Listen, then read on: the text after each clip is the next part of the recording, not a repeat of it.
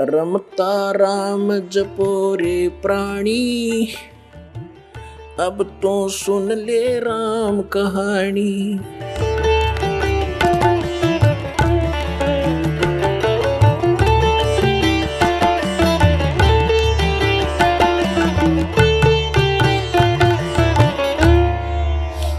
बहुत से श्रोता वहां विराजमान थे। रामानंद जी ने पहले तो प्रश्न उत्तर किए, तू कौन है, तेरा क्या नाम है। परमात्मा ने कहा था, सुन रामानंद, राममय हम बावन नरसिंह। और फिर कहा था, ए स्वामी सृष्टा में सृष्टि हमारे तीर, दास गरीब अदर बसु मेरा मैं अवगत सत कबीर।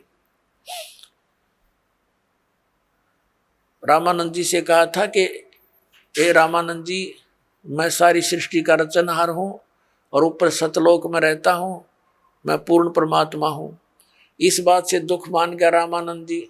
बहुत सी गाली गलौज किया परमात्मा के प्रति कि तू नीच जात का है, छोटी जाति, ऊंचा मुंह बातें करता है, तो कुजात है, तेरे माँ का पता ना पिता का पता, पता नहीं कहाँ मिला था। इस तरह की ऊंची मंदी बातें कही और परमात्मा खुश होकर खड़े रहे।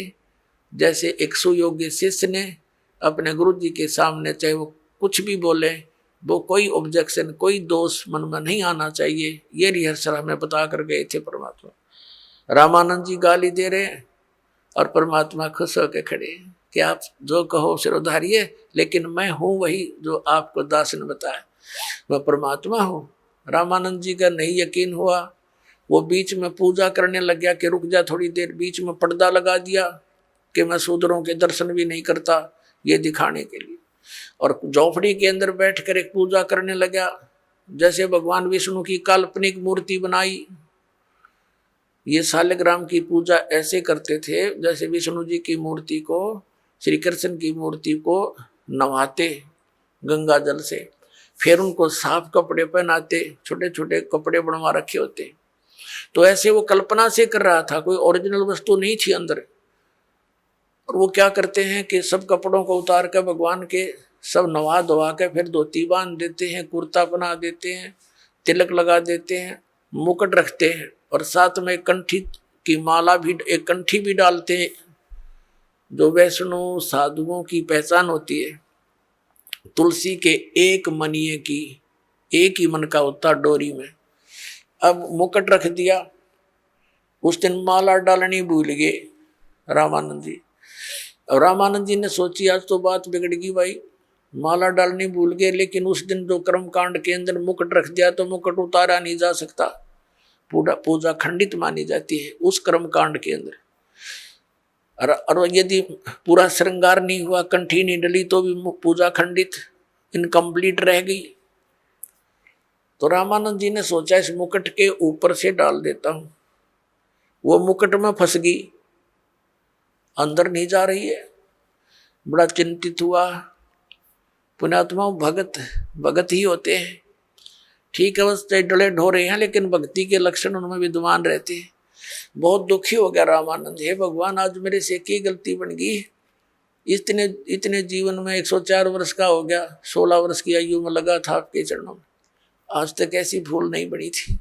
हे परमात्मा, कोई गलती हो तो माफ करना। बाहर खड़े भगवान कबीर साहब बोलते हैं कि स्वामी जी, इस माला की गांठ खोल लो या गुंडी खोल के और फिर गले में डाल दो, मुकुट उतारना नहीं पड़ेगा आपको।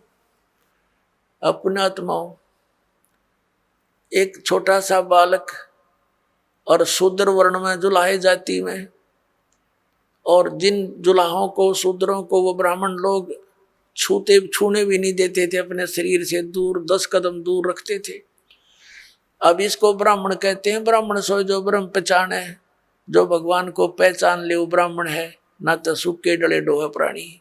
अब जब रामानंद ब्राह्मण ने देखा कि ये कबीर, ये तो परमात्मा खड़े हैं जिसने मेरे मन की बात बता दी, मैं तो कोई कल्पना कर रहा था, मन में सोच ही रहा था, मेरे मन की बात बता दी। अब वो पर्दा दिया फेंक, और सामने हजारों की संख्या में ब्राह्मण दर्शक बैठे कि आज कबीर की पिटाई होगी और रामानंद जी कहेगा कि मैंने इसको दीक्षा नहीं दी, ये झूठ बोलता है। रामानंद जी ने देखा बाहर के पूरा ब्राह्मण वर्ग समाज खड़ा है और उधर एक भगवान खड़ा है शूद्र रूप में, तो कहते परमात्मा कहते हैं वक्त पड़े सौदा करे और बाढ़ में जाओ युग थोथा ज्ञान है। उसी समय उस बालक की को ऐसे अपने सीने से लगा दिया परमात्मा को रामानंद जी ने। बोलो सतगुरुदेव की।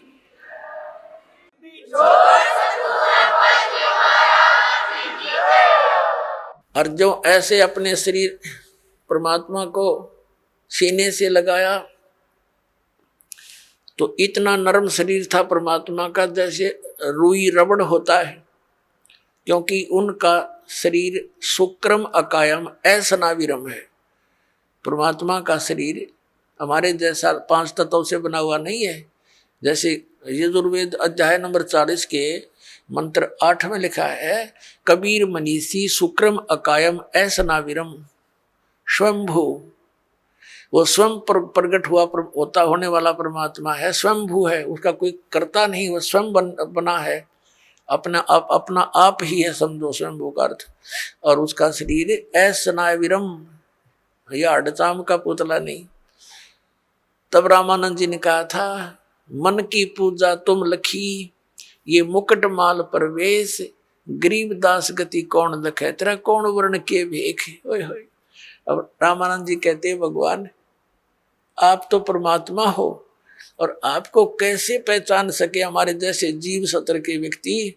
आप किस तरह वेशभूषा में 5 वर्ष के बालक की आयु में और कौन से वर्ण में यानी जुलाए जाति में खड़े हो। आपको भगवान कैसे माने हम, ये जीव कैसे समझ सकेंगे परमात्मा। मेरी तो आपने भ्रम निवारण कर दिया।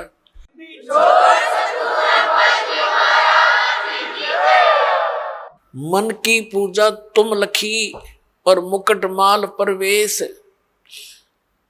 गरीबदास जी ने अपनी अमृतवाणी में आंखों देखा ये सब चित्रण। रामानंद जी कहने लगे, गरीबदास गति कौन लखे, तेरा कौन वर्ण के भेख है, किस वेशभूषा में और किस जाति में आप खड़े हो भगवान, आपको कैसे पहचाने। फिर परमात्मा ने कहा, स्वामी जी भक्ति करो, आप जो साधना कर रहे हो ये मोक्ष मार्ग नहीं है, इससे जन्म मरण का रोग नहीं कटेगा। प्रसंग चला था, जा सतगुरु की मैं बलिहारी, जो जामन मरण मिटाई। जा सतगुरु की मैं बलिहारी, जो जामन मरण मिटावे, जन्म मरण मिटा दे। तो रामानंद जी ने कहा, बच्चा मैंने तो आज तक जिससे भी ज्ञान सुना है, स्वर्ग से ऊपर कोई भगवान कोई स्थान नहीं, और श्री कृष्ण और विष्णु से ऊपर भगवान और शंकर से ऊपर मैंने भगवान नहीं सुना। अब इनकी पूजा छोड़कर मैं और की पूजा कैसे करूं, कैसे विश्वास करूं। बालक तेरे पे मैंने 104 वर्ष का वर्द हो गया। अब आप जो बताने जा रहे हो कि परमात्मा और है, क्योंकि परमेश्वर कबीर जी ने सारा कुछ बताया। आपकी गीता जी में लिखा है 18वें अध्याय के 62वें श्लोक में, 18वें अध्याय के 66वें श्लोक में आपका गीता ज्ञानदाता कहता है कि तू सर्वधर्मान परित्यज माम एकम शरणम व्रज। तो सर्व भाव से उस परमेश्वर की शरण में जा, उसी की कृपा से तू परम शांति को प्राप्त हो। अब उनको कंठस्थ याद थे, ब्राह्मण थे, वो तो सारी याद थी, पूरी गीता कंठस्थ याद थी, सब श्लोक याद थे। तो रामानंद जी ने कहा कि भगवान हम तो इसका व्रज का अर्थ उल्टा ही लगाए बैठे थे। तो परमात्मा ने कहा अब उल्टा कर लो, क्योंकि गाड़ी को उल्टा डाल ले तो चले नहीं, गाड़ी को सीधा ही खड़ा करना पड़ेगा।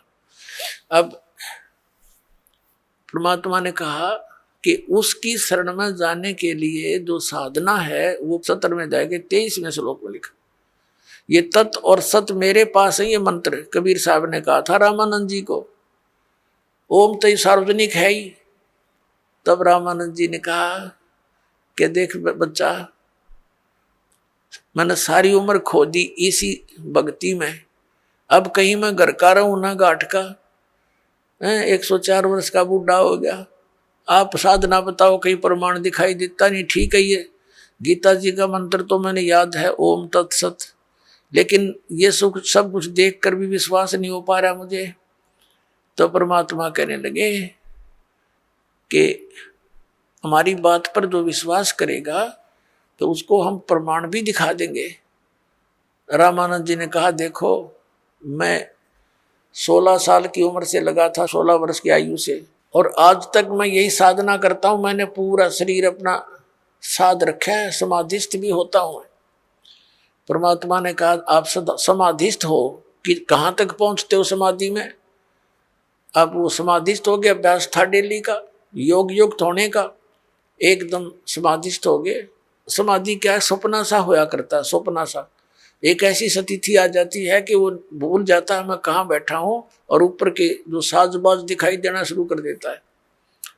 तो परमात्मा उनके साथ साथ जा रहे हैं। रामानंद जी पहुंच गए, आगे त्रिकुटी पर पहुंच जाता है प्राणी। ये ओम नाम के जाप का साधक त्रिकुटी पर जाता है। वैसे भी जो अन्य साधना करते हैं वो भी जो धर्मी पुरुष होते हैं वो सीधे त्रिकुटी पर ही पहुंचते हैं। वहां से फिर 3 रास्ते बन जाते हैं। तो परमात्मा ने कहा कि यहाँ आगे कहाँ जाओगे स्वामी जी, समाधि दशा में बातें हो रही जैसे स्वप्न में होते हैं। अब रामानंद जी कहता आगे मुझे पता नहीं, मैं तो यहीं तक पहुंच पाता हूं। तब परमात्मा ने कहा कि ये जो लेफ्ट साइड का रास्ता है ना, ये जाता पहले धर्मराज के दरबार में। ये पूरी न सोच ले सेक्रेटरीएट है ये पूरा। जब आपकी मृत्यु होगी तभी जा सकोगे, आगे पहले नहीं जा सकते वहां। तो वहां आपका अकाउंट होगा, आपने जिस भी देव की पूजा कर रखी है उसी के लोक में आपको भेज दिया जाएगा। तो ऐसे ही सबका अकाउंट यहाँ होकर के फिर उन अन्य स्थानों पर भेजा जाता है। राइट साइड के अंदर ये 88,000 खेड़े हैं और ये दूसरे टाइप के व्यक्ति इधर भेजे जाते हैं। और सामने जो है ये ब्रह्मरंध्र है, सामने का जो है ये तुम्हारे किसी मंत्र से नहीं खुल सकता, ये ब्रह्मलोक को जाता है। आपके पास जो मंत्र हैं आप जाप करते हो, ओम नमः शिवाय या ओम भगवते वासुदेव या हरे राम कृष्ण राधे श्याम, इन करके जाप देख लो आप। रामानंद जी ने सारा कुछ कर लिया लेकिन वो गेट नहीं खुला। तो परमात्मा ने कहा मैं खोलूं मेरे सतनाम से। परमात्मा ने कहा देखिए मैं सिमरण करता हूँ सतनाम का। वो तो मालिक थे, सिमरण किया, एकदम सामने का गेट न पट दे ही खुल गया। अकाज है मेरे साथ। उनके अब अंदर जाते ही ऑटोमेटिक ही फिल्म बंद हो गया।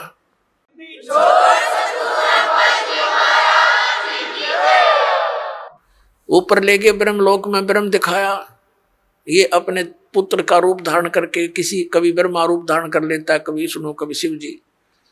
इससे आगे फिर ले गया इसके 21वें ब्रह्मांड में तपस्या दिखाई, जहां ये भून कर 1 लाख प्राणियों को खाता है। फिर परमात्मा परब्रह्म के लोक में यानी 11वें द्वार से पार करके परब्रह्म के लोक में प्रवेश किया। परब्रह्म से आगे फिर अपने लोक में सतलोक में परम अक्षर ब्रह्म के लोक में सतलोक में ले गए, बाण गुफा को पार करके 12वां द्वार पार करके। तो वहां क्या देखा, वहां की जो स्थिति जो भगवान वहां रहते हैं, वहां तेजो में शरीर है परमात्मा का, उसको सतपुरुष कहो, परम अक्षर पुरुष कहो, उसको कबीर भगवान कहो।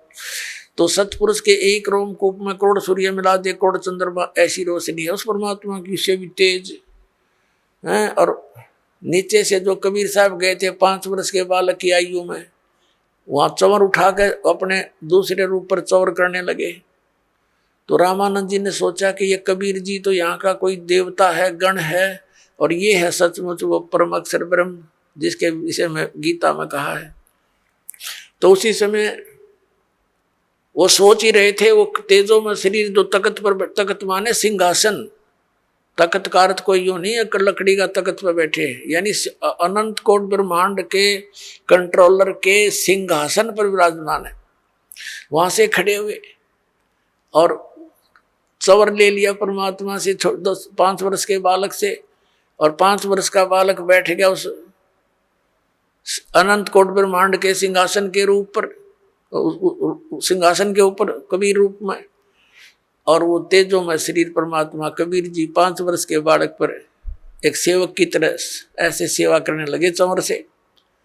रामानंद जी सोच ही रहे थे कि ये क्या चक्कर हो रहा है, छोटा सा बालक कबीर जुलाहा, और ये इस पर यूं भगवान चंवर करता। इतने में तेजो में शरीर परमात्मा का जो था वो कबीर 5 वर्ष के बालक में समावेश कर गया। अकेले कबीर जी बैठे रह गए, 5 वर्ष के बालक। तब रामानंद जी से कहा परमात्मा ने कि Swami ji I am God, मैं परमात्मा हूं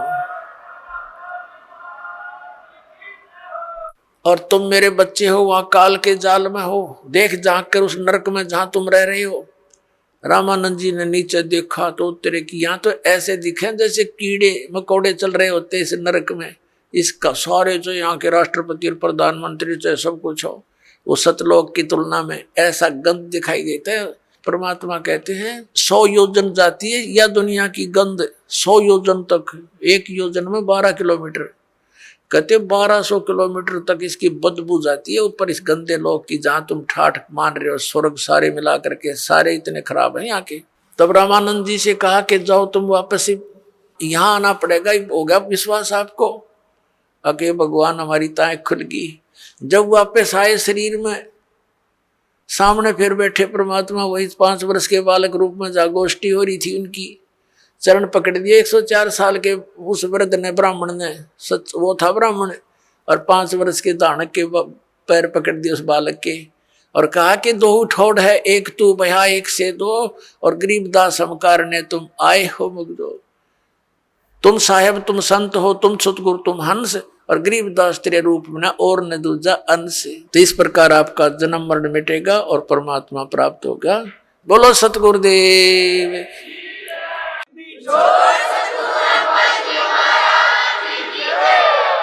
आप सुन रहे थे जगत गुरु तत्वदर्शी संत रामपाल जी महाराज जी के मंगल प्रवचन। अधिक जानकारी के लिए विजिट कीजिए हमारी वेबसाइट www.jagatgururampalji.org। संत रामपाल जी महाराज जी के शुभ आशीर्वाद से पूरे विश्व भर में 500 से भी ज्यादा नाम दीक्षा केंद्र हैं, जिन पर संत रामपाल जी महाराज जी द्वारा ऑनलाइन निशुल्क नाम दीक्षा दी जा रही है। अपने नजदीकी नाम दीक्षा केंद्र का पता करने के लिए संपर्क करें 8222880541।